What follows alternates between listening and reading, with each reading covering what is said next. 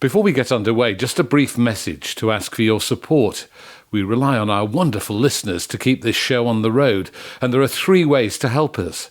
The first is to become a member and get great rewards, including ad-free versions of every episode and access to our astonishing Folk on Foot on Film archive of hundreds of songs shot on our travels around the UK and Ireland. You can sign up at folkonfoot.com/support us. Second, if you don't want to make a regular commitment but do want to show how much you love us, then just buy us a coffee. Again, you can do this at folkonfoot.com/support us. Finally, we have some stylish Folk on Foot merch on sale with t-shirts, sweatshirts, tote bags, mugs and art prints, all designed by the artist and Boss Morris dancer Alex Merry. All the profits go back into making more episodes of Folk on Foot, so order now at folkonfoot.com/shop. Thank you, and enjoy my chat with Ashley.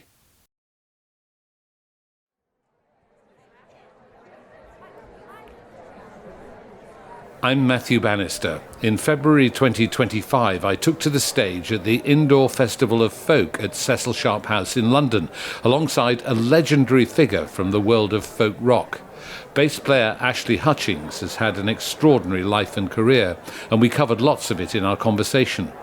I introduced him by quoting what he said about himself in a 1991 Radio Scotland programme called The English, A Beginner's Guide. I'm English. I'm also a musician, a writer of songs, poetry and sundry media programmes, a dancer, a folklorist, romantic and appreciator of good food, a gardener, a natty dresser, as you can see, lover of the countryside, yet a town dweller, and a sports enthusiast. It's Tottenham Hotspur, isn't it? It is, yeah. Yeah. But oh, good. We'll do it. My third way of introducing him is to say that he was a prime mover in 3 revolutionary bands that took British folk music from the margins and introduced it to millions. Fairport Convention, Steeleye Span and the Albion Band. And one of the people who was inspired was me, listening as a Sheffield schoolboy. Oh. So will you please welcome Ashley Hutchings.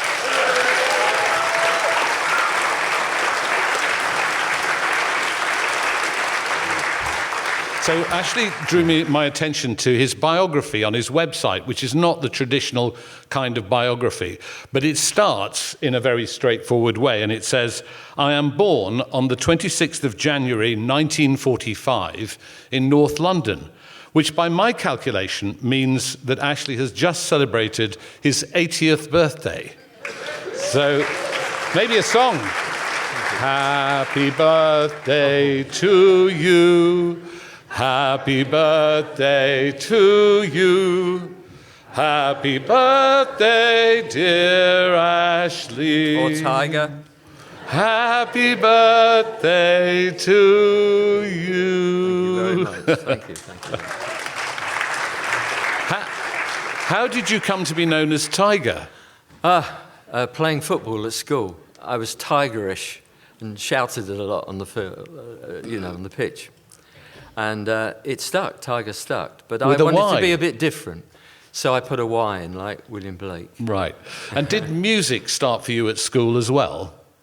Yes, it did. It did. It started in the early 60s, and the Beatles had just arrived in the world. And my class obviously said, my friends, 10, said, let's form a band and be just like the Beatles.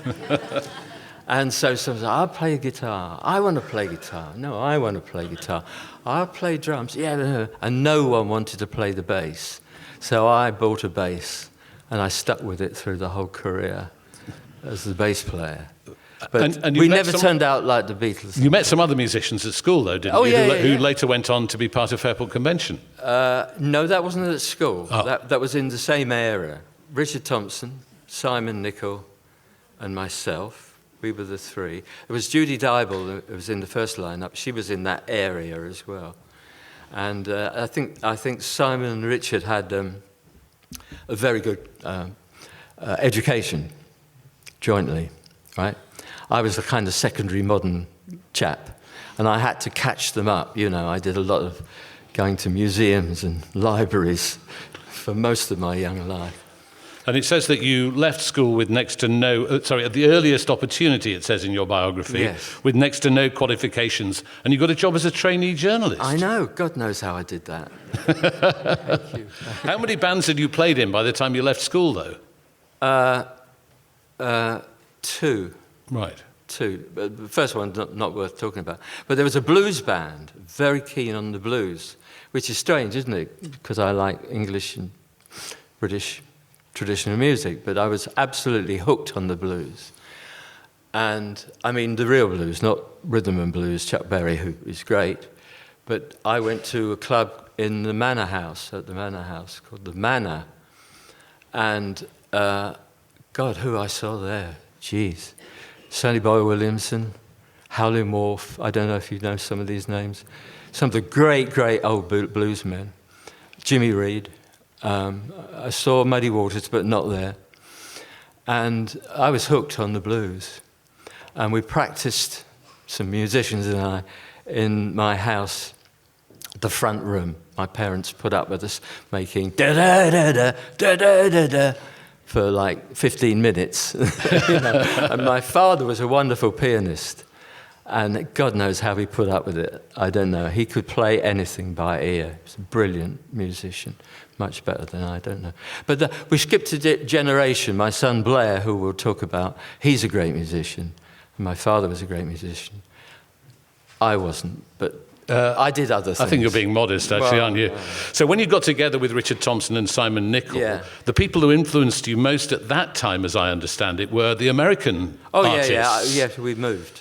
Well, Bob Dylan was right in at the beginning. You know, the first album I ever bought, first LP, was with my first and best girlfriend, Leslie, and we bought an LP, but we bought 2 Bob Dylan early albums, the first 2 albums, and we were hooked in the early 60s at that time.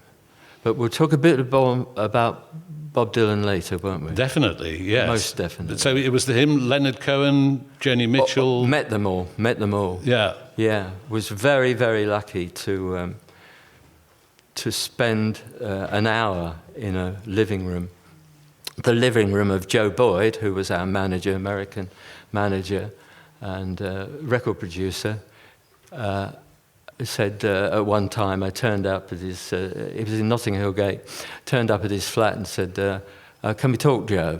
He said, yeah, I've got a friend through there. Well, I'm just finishing this. Would you like to go through there and talk to Joni Mitchell? And the only one I know in the band, any of the bands, anyone I know, who ever met and spoke with Joni. Yeah. She was lovely. So those artists and the Byrds, I think, were influencing the kind of sound. Very big influence, yeah. Yeah. So you started to gig in the mid to late 60s. Joining the kind of London scene at that time. Yeah. Pink Floyd, The Crazy World of Arthur Brown. All that. What was it like to go and play at the UFO Club? Okay, it's great. I'll come back to the UFO Club. Okay.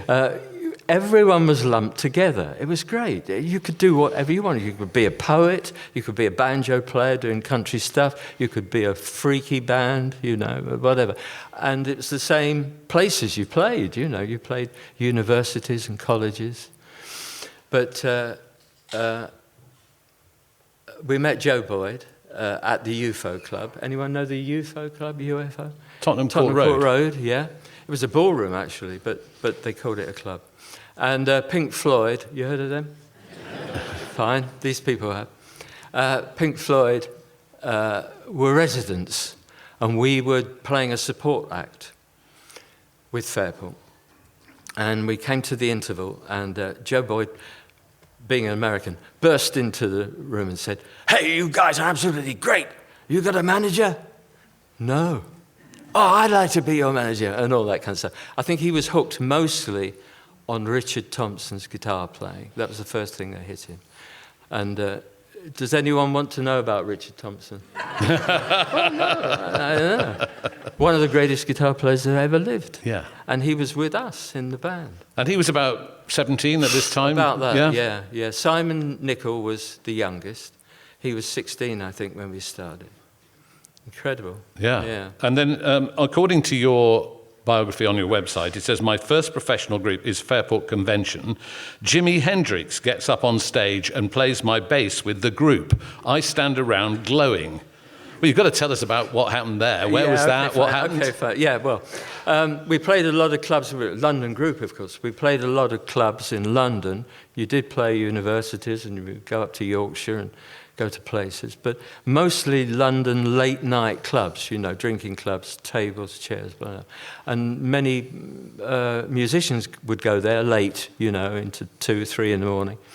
And we were playing, you always played 3 sets, 3 half-hour sets. You think, oh, that's easy. But there were massive long gaps between the sets. So you play a half hour, and then you go wandering around Soho for hours, seemingly. And then you go back and you play set 2. And then you go and wander around Covent Garden, and then you come back, and it was 3 in the morning. By the time you packed everything up and got into the van, and the van dropped people off at the different houses, it was dawn. And I wrote a song which I'm very proud of, which I wrote fairly recently, only about, 6 years ago, 8 years ago, about that. And the song is called About Dawn. It's a lovely song, I think. And it was about what happens at dawn, with the birds singing and milkmen doing the rounds. And that was the start for us all. But one night we were playing the Speakeasy in Soho, and Jimi Hendrix walked in. Now, when Jimi Hendrix walks into a room, Jimi Hendrix has walked into a room, with hair and beads and everything. And he came and he quietly sat down on a table in front of the stage here. This is the stage, yeah.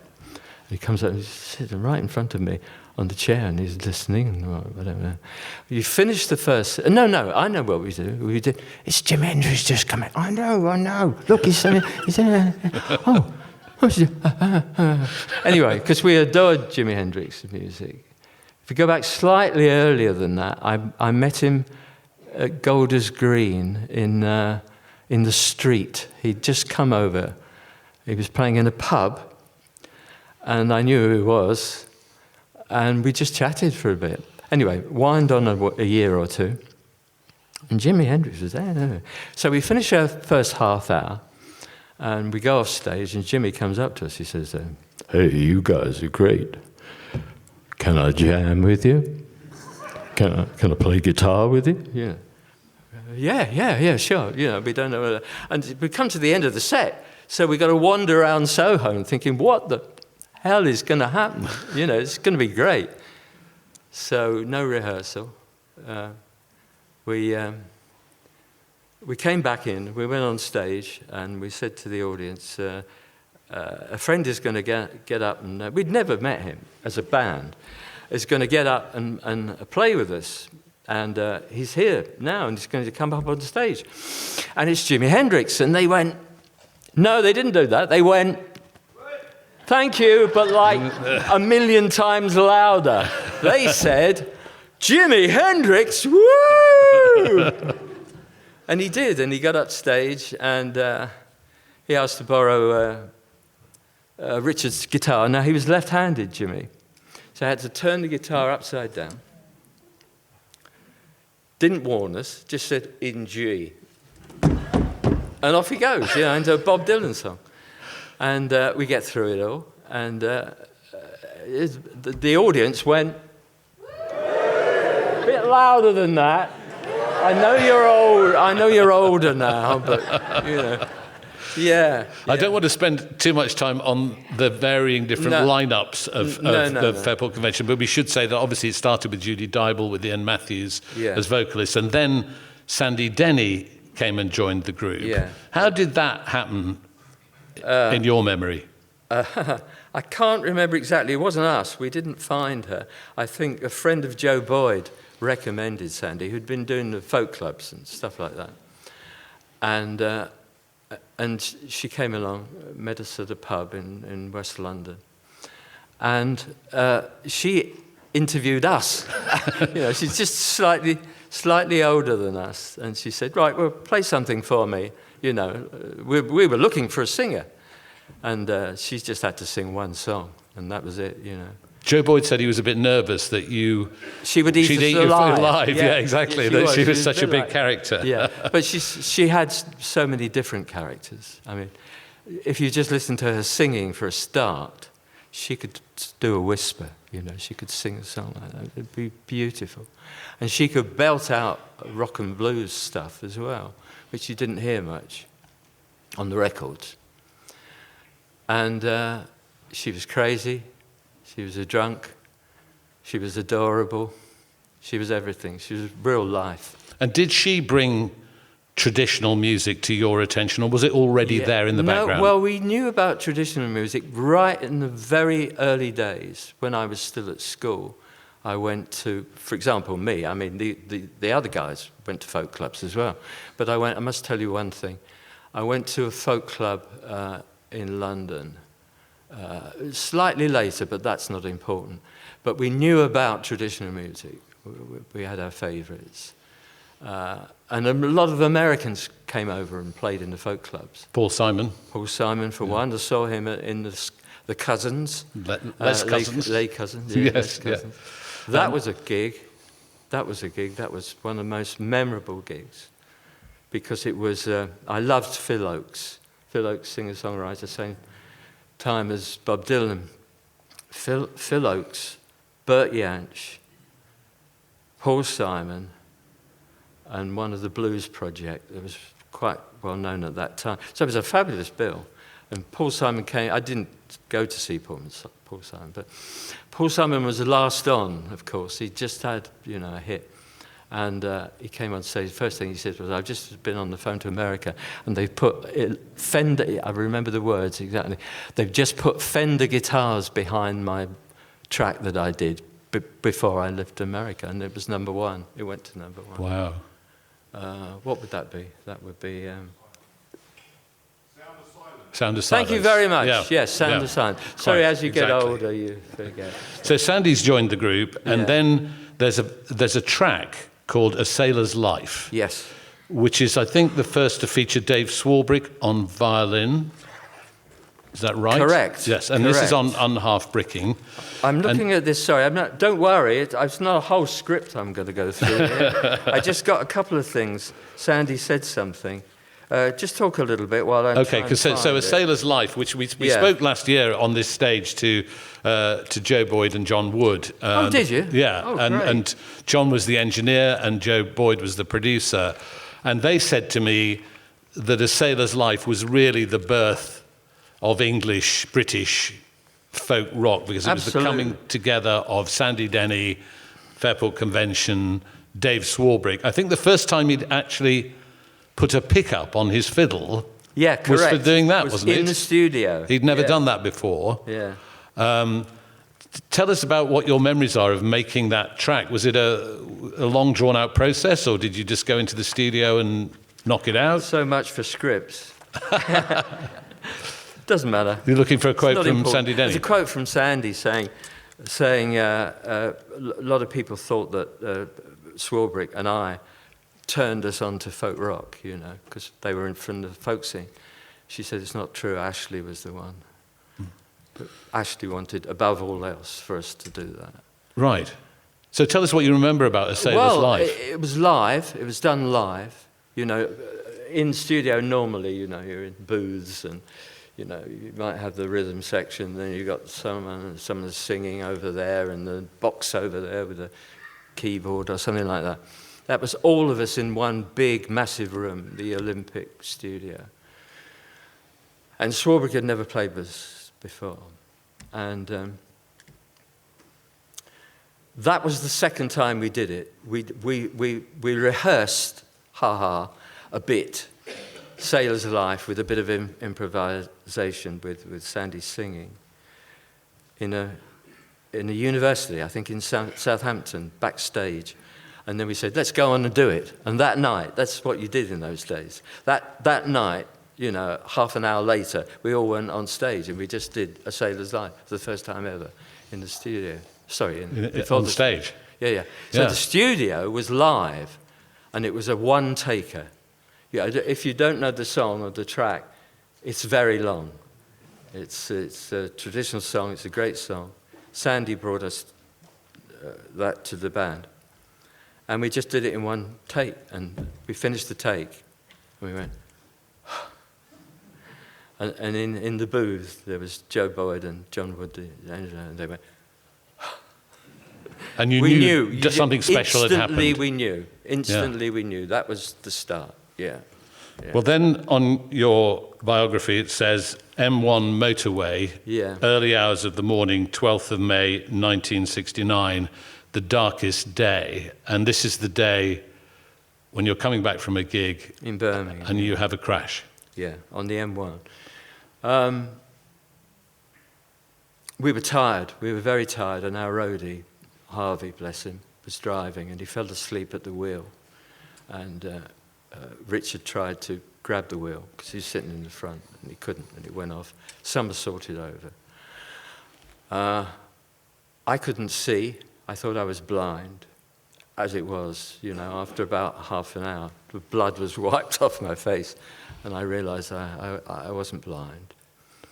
And 2 people were killed. That's Martin Lamble, our drummer, a lovely drummer, and Richard Thompson's girlfriend. Jeannie Franklin. Yes. So and you were badly hurt, I think. Oh yeah, I was in the hospital for a long time. Broken nose, broken cheekbones, hips and stuff like that. And Simon Kerr. Sorry, I know too many Simons. Simon Nicol. Simon Nicol was virtually untouched, which was great. So I think he probably phoned or hailed some ambulance, etc., etc. So the recovery process must have been Sandy difficult. Sandy wasn't in the car. Right. Yeah, I beg your pardon. The recovery process must have been very difficult for you physically, but also mentally, I would imagine. Totally mentally. And many of us think that it stayed with us. If you listen to Richard's songs, he refers back, in essence, to when he lost his girlfriend. And lots of those things. He writes a lot of Richard Thompson, great, great songs. Most of them are dark songs. Did you think about giving up at that time? Well, we had to make a decision because we'd lost the drummer. We'd just started with Swarbrick doing stuff. He wasn't in the band. He was a session musician when he was in the studio. And our decision was, let's all meet up, you know, one from a hospital, one from here, one from... Some of them went to America to... and that's another story because they met some great musicians in California which influenced them, and singers, and heroes. I didn't, I was still in hospital. But we had to decide what to do, so we decided to meet in a flat in West London. Not Swarbrick, people who had survived the crash. And the decision was, are we going to carry on? That was the first decision. And we all said, yes, let's carry on. And the second decision was, what are we going to play? And we all thought we didn't want to revisit the songs that Martin had played on, but let's explore what we started with Sailor's Life, rather. And that's what we did.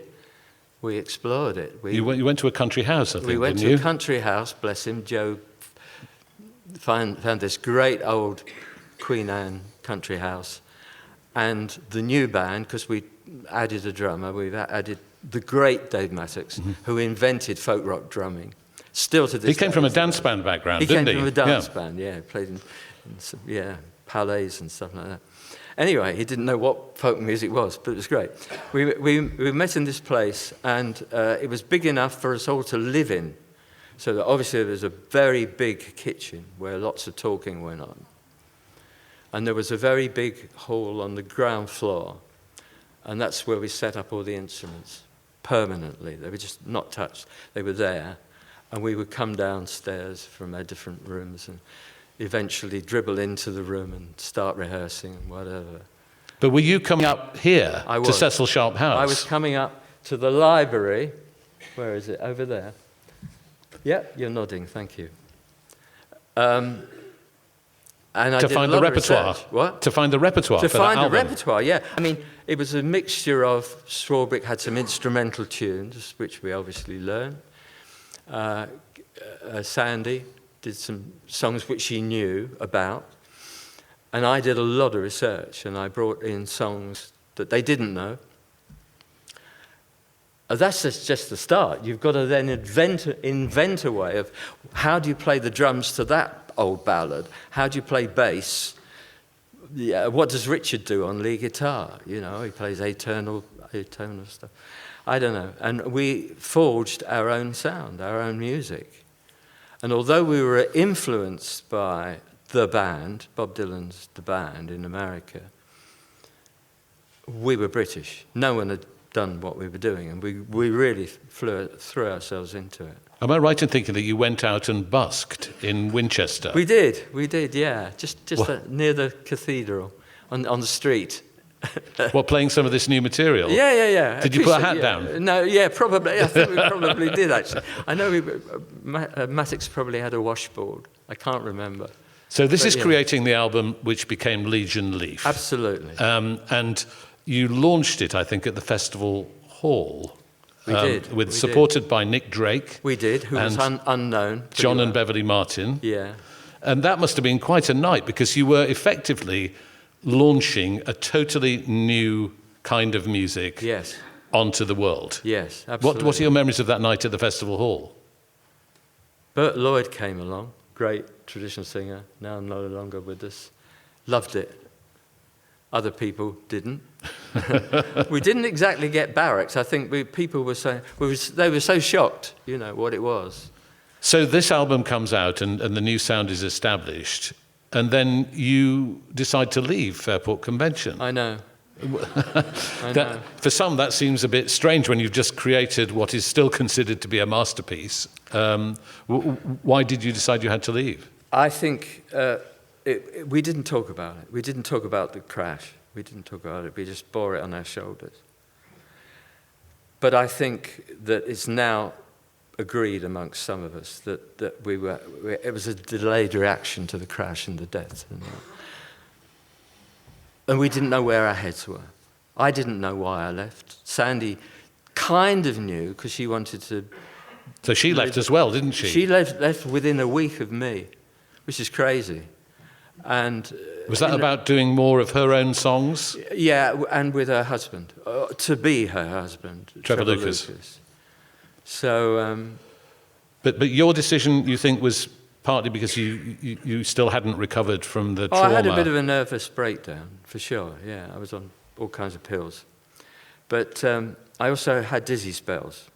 But that just kind of gives you a rough idea of when you're confused and stuff like that. But luckily, I had that summer, just before Liege and Lief, met a lot of great folkies, a lot of great people, Tim Hart, Maddie Pryor, Terry and Gay Woods. Terry Woods, yeah. And Terry Woods became my best friend for half that year. Irish, very Irish. And so when we formed Steeleye Span, which was the band that came out of it, it had a bit of a lot of Irish influence, which rebounded back not many months later when I discovered here in the foyer Morris dance music. Mm-hmm. I came in and there was a record player. I think it was a 78 of William Kimber playing Morris music on the concertina. And I just flipped. I thought, what is that?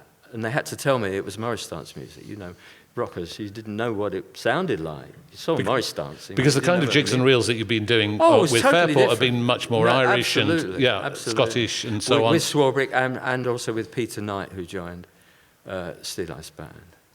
So the next move for me was to discover and follow up the love of Morris dance music. Thank you, Cecil Sharp House. Before we do that, I just wanted, because there's a thing about Steeleye Span in your biography here, which says, I formed Steeleye Span, and Martin Carthy and I are forced to defend our position that we aren't in it for the money to an irate folk festival gathering. Absolutely. Which sort of leads us on to know what folk rock was. So the question is, we wanted to play through guitar amps. It was controversial, wasn't it? Yeah. Oh, they're wanting to just do it to be in the pop charts or something like that. There were folk clubs that wouldn't allow in electric instruments. Exactly. There were people who condemned what you were doing. Yeah, and what happened at this festival then? You and Martin were on stage or something. Oh, it was was it Loughborough? I might have said so in the thing. I can't remember. Does anyone remember any of this? No? Okay, fine. Well, anyway, it was an afternoon. Meet the Martin Carthy and Ashley Hutchings of Steeleye Span, and people shouted out questions, and it was mostly anti. Why have you sold your soul, Martin in particular, for Martin? Because the difference between Fairport and Steeleye Span, in a nutshell, I think, was that Fairport was a rock band doing folk, correct, and Steeleye Span was a lot of folk musicians doing rock. Yeah. So that's it, isn't it? Exactly. They came from the folk background, and then they got into rock, and people thought they'd sold out as a result of that. I'd like to throw in something which is very relevant to this, but years before, not that, 2 years before, not much. I went to the Singers Club to see Ewan McColl and Peggy Seeger. I've been to quite a few folk clubs, and loved what they did. Didn't know anything about Ewan's background, and breezed up to them in the interval and said, "Hi, I'm Ashley Hutchings. I've just formed a band called Steeleye Span." And people are going, "Oh no, not with Ewan, no. He's the guardian of the tradition. Well, this is what people thought. I found them absolutely charming, very friendly. Peggy said to Ewan, and very clearly said, turned to Ewan and said, "Oh, we thought that would happen at some point. There would be electrification." Talking too fast. And so they were supportive. Sorry? They were supportive of it. Absolutely. They were supported in this way. Ewan said, "Would you like to come to our house? I've got a library there. You might find some songs for Steeleye Span." I stayed overnight. They were very friendly. I'm not thinking I was the only one that happened to, but having declared that I was a rocker, they opened the doors to me, and I will never forget their friendship, and especially Ewan, because he has a bad reputation. And can you talk a bit about why this English music, you've talked about Morris dancing and so on, why this English music hit you between the ears and you thought, that's the thing for me? What, before Steeleye? But in general, why was it that you decided that English music, of all things, is the key music? It didn't ring true for me in Steeleye Span with Irish fiddle tunes and Peter Knight and Scottish and Irish ballads, Maddie singing. Great music. We made 2 very good albums. It didn't ring true to me once I'd heard in this building the Morris dance music. I'd never heard music like that. And I said, who should I go to learn about this? And someone said to me, "Oh, the best guy you need is John Kirkpatrick. He's the best squeezebox player, and he dances as well." He started as a Morris dancer. He started as a Morris dancer. I didn't know John. I rang him up. I got a phone number, and I rang him up, and I said, "I'm Ashley Hutchings, blah, blah, blah." He says, "Oh, I know you." He'd heard Fairport, but he'd made no connection. And I said, "Can I come and visit you, and can you tell me about Morris dance music?" I went to his flat in Tottenham. After a match or before a match? No. And we sat down and we just talked, and it was great. And at the end of this long chat of everything, I said to him, "I think I want to make an album of Morris dance music." He said, oh, that's nice. I said, "Yeah, but electric." And he said, I remember him, "You must be mad. Who's going to buy an album of Morris dance music?" wind on the clock about a year or so, and we just made Morris On, which was an enormous singer, enormous Success. seller, rather. Yeah. I beg your pardon. Enormous seller. With Richard Edit that. Thompson, With Dave Richard Mattox. Thompson, Barry Dransfield on fiddle, And so you're, Mattox on drums. I mean, it's an extraordinary thing that you're doing here, actually, because as I said at the beginning, you are taking this music that might well have been consigned to the margins and putting it in front of a new generation. Is that what you thought you were doing? Oh, yeah. Oh, yeah. Yeah, we knew what we were doing. But we thought it was a one-off album, Morris On. And it was not, because that changed everything. Women started dancing it in large numbers, Morris music. I said it was a massive seller, and there was a son of Morris On, and then there continued down the years, grandson of Morris On, mother of all Morris, Morris On, great-grandson. All that stuff, which was mocked by some journalists. But, you know, is 8 albums of Morris dance kind of music Selling to people who've never heard Morris music exactly. before. When American music is like, how many albums of country music are there, bluegrass music, you know, whatever, blues, whatever. We made about 8 albums. Well, I'm moving on now in your biography here, and it says, I marry my folk heroine. Yes. And this is Shirley Collins? Yes.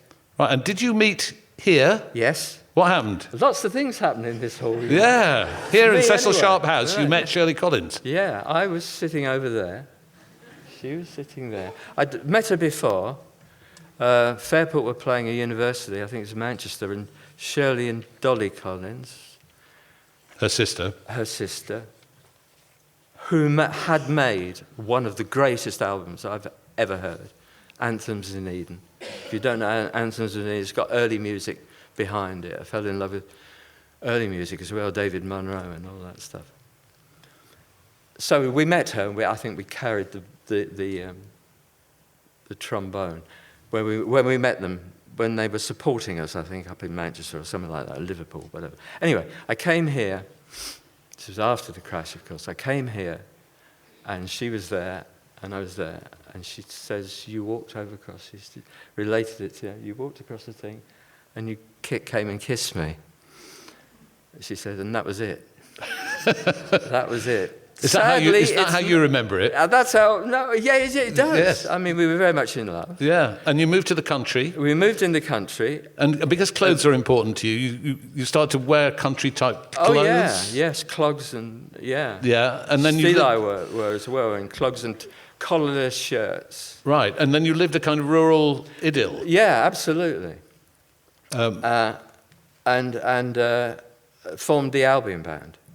She made an album which I produced, No Roses, which is a big seller and a popular, very popular album.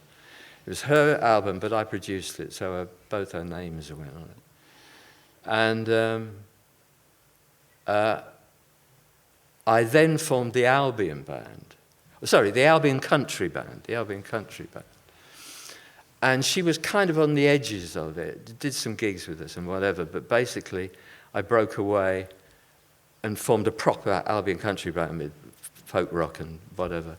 And I want to bring in the National Theatre as well, because there were some really interesting things going on at the National Theatre at this time. Yeah. These promenade performances, in particular, Lark Rise to Candleford. Yeah. A lot of people will know this. Adaptation, you know the book, and there was an amazing adaptation directed by Bill Bryden. Correct.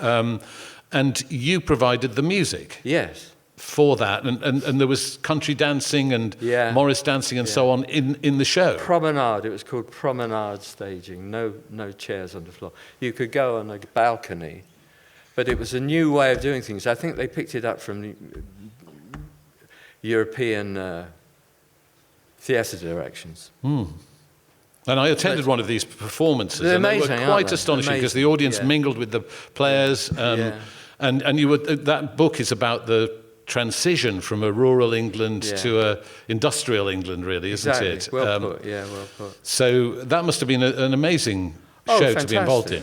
Well, it was so much going on in my head. If we talk for me for a second, my marriage was breaking up. It was my fault. I hold my hands up. I fell in love with an actress at the theatre, and we lived together for a short while and broke up the marriage, and she's never forgiven me. Shirley hasn't. No. And I don't blame her. I don't blame her. She writes about it in her autobiography, Yeah. and she credits that difficulty with being the reason why she couldn't sing for a long period of time. Have you acknowledged that? I've heard her say that. Well, I've read that, and it does happen because Linda Thompson, Richard Thompson's wife. Yep. It has certainly affected her, so it may well be that both of them suffered for that. I don't know. When Richard broke up with Linda, lost her voice as well. And have you ever reconciled with Shirley? Sadly not. Yeah, sadly not. But, you know. What would you like to say about it, actually, now? My God. Look at all these years later. I mean, we're talking about a long time ago, aren't we? How long can the word sorry be? You know, if you wrote it down, it would be lots of sorries. But I certainly never felt badly about it. So another thing from your biography says, the Albion band is barracked by a folkie at the Royal Albert Hall. Yes. Hooray, I can say I'm like my hero Dylan at last. Yes, because we were barracked. You know, Bob Dylan was booed when he went electric. You know Bob Dylan? A lot of people over here stick with that because I'm going to read some things from Bob Dylan. Well, do you want to speak about him now? Because you obviously connected with him, Ashley. This is important because we're winding the clock back to 1962 when Dylan came over to England for the first time to be in a play on TV. And he loved that. He loved that. He loved meeting the English folkies. Martin Carthy in particular was a great friend. They spent one evening in the cold chopping up a grand piano and burning the wood together. Because they didn't have any heating in the house. Correct. It was a terribly cold, notoriously cold winter. But Dylan got hooked on traditional music, English traditional music, and met lots of people, and it did affect him. But of course, he was going through a change whereby he was starting to write great songs, protest songs in particular, in the early days. So, with Fairport, we're going on to the late 60s. We all loved Bob Dylan, and Sandy thought Bob was a great singer. A great singer. You know, most people think, oh, he couldn't sing. He couldn't sing, he just groaned. Sandy, one of the best singers we've ever had, called him a great singer. Okay, so we started to do some Bob Dylan songs. And I was the one, I would tend to go around finding unreleased songs that he'd written but not recorded and stuff like that. So we got a reputation in the press and everything as being the band that did Bob Dylan songs, ones that people hadn't heard. And we carried on. We carried on loving Bob Dylan down through his... I certainly did, down through the many, many years and many changes of musical direction. I still stuck with him. But we never met him. We never assumed that he'd even heard who Fairport Convention was. And then 6 years ago, completely out of the blue, I had an email from Bob Dylan. Seriously. I mean, that was the year I got the MBE. That autumn, I got the MBE for Services to Folk Music. Now, if I have to choose which was more important to me, the email from Bob Dylan, Bob wins. I'm afraid Bob wins. Well, he sent me, Ashley Hutchings is the single most, sorry, I learnt it by heart.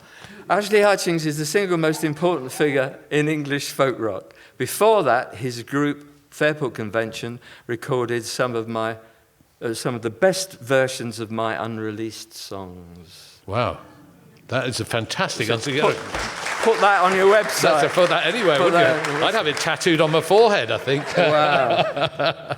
Let's move on from that because... Oh, okay. Well, my son. I've got to do my son. We'll talk about your son all right. in a bit later, but I want to talk about your love life because we've started on that, so we mustn't finish because this leads to this is true. What you consider, I think, to be your masterpiece. You say in your biography, Dancing Under the Rose leads to the writing and recording of my masterpiece, which is called By Gloucester Docks I Sat Down and Wept. Yeah. And this is about a love affair, a difficult love affair, I think. Yeah. In the mid-80s.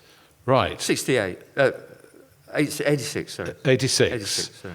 And you've been quite vague about the personnel involved. Yeah. But she was married, I think, wasn't Yes, she? she was. Yes, yeah. she was, yeah. And you created this, again, a new form, really, because it's a mixture of spoken word and music and sound clips and all sorts of things. Clips from letters, poems, all kinds of stuff. It tells a story, which many of us will recognise, i.e. starts happy, ends very sad. And it's the best album I made. I made 102 albums. 102 albums. And I still think it's the best one. Why do you say it's the best? Well, technically it's best in that it's not like anything else. There was not, in 86, there was no album anything like it. You know, people just wrote love songs, or earlier than that, the Beatles, I Want to Hold Your Hand, or whatever. This is a really adult view of love. And poetic. Poetic, Yeah. Very because poetic. you see yourself as a poet as well as a musician. Yes, I do. There's a couple of sonnets I wrote, Shakespearean sonnets, which are on that album.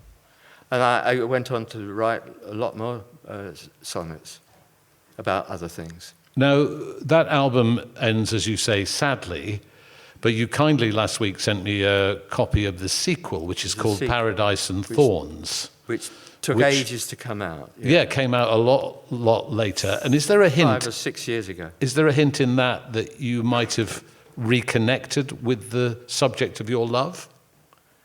Not really. Sadly not. Older, wiser? No, I wouldn't say wiser. No, but I rang the number and didn't expect it to be answered, and she was driving along. So you did get back in touch with her? Oh, yeah, but she'd remarried, so I wanted to stay out of the way. Right. But it's a slightly happier feeling album. Oh, yeah. Well, it's more than that. It grew and grew and grew. Gloucester Docks is a conventional album length. It's one disc, one CD, one LP. The follow-up is called Paradise and Thorns, and it's disc 1, or CD with number 1, it's a double album, is the story further on, harking back, but also now. And disc 2, I just kept on with it, kept on working on it. And disc 2 came out at the same time, it's a double album. And Other Tales of Love. So there's everything I could throw in there. Shakespeare, everything, Chekhov. There's an entire Chekhov short story on side 2, for example. And some film clips? Very fun. Film clips, yeah. Lots of great film clips. Different languages, French, Italian. It's just a mammoth, you know. I finished that one, flop back then, and really thought, I can die now. No, really, No. seriously. I thought, I've done enough. I can't better that. I can't expect to better that. But I said at the beginning... Still bloody alive. I said in your description at the beginning that you are a romantic. Yes. And you must be a romantic. And is that an epithet, a description that you accept about yourself and feel happy about? Funnily enough, and secondly, funnily enough, I've got it on the open page here. Scott Fitzgerald wrote, "The compensation of a very early success," remember we were all teenagers, "is a conviction that life is a romantic matter. In the best sense, one stays young." And I just think that's my story. Wonderful, isn't it? Yeah. That is wonderful. And we said we'd talk about your son because it Yeah. says here in your biography, in Glasgow, my son wins the BBC Radio 2 Folk Awards Horizon Award for Best Up-and-Coming Youngster. I weep, his mum glows. Yeah. And you must be incredibly proud of Blair's musical career. Yeah, I am very proud. And it's spread. We could make this the last one because we haven't worked this out, guys. No. It's the obvious thing because he's doing really well, my son. Great singer, great songwriter, great guy, great guitarist. Better than me, that's for sure. Must have got it from his mum. Anyway, Bob wrote. Remember, his second name is Dunlop, Blair Dunlop. He found out, Bob. So Blair is your son. Guess folks have confusing surnames sometimes, eh? From one proud pop to another then. Watch the film. Blair sent him a video of him singing and playing one of his songs. Watch the video 3 times. So good. So very, very good. Hell of a song. Hell of a performance. Such charisma. I hope you're a proud dad, because you should be. And then there's a little rhyme. In the ash an ember, out of the ash a spark. Glow of light we'll remember whenever time grows dark. Talent doesn't talk, it blares. Whoa. I said that. Your pal Bob. Oh, Thank you. Amazing. Amazing. Good night. Ladies and gentlemen, Ashley Hutchings. I hope you enjoyed this bonus episode of Folk on Foot as much as we enjoyed recording it. Don't forget, we need your support to make more episodes like this. Just sign up to become a member or buy us a coffee at folkonfoot.com/support us. We don't make any profits from this podcast. Every penny we get goes back into making more episodes. So please join our wonderful community of members if you can.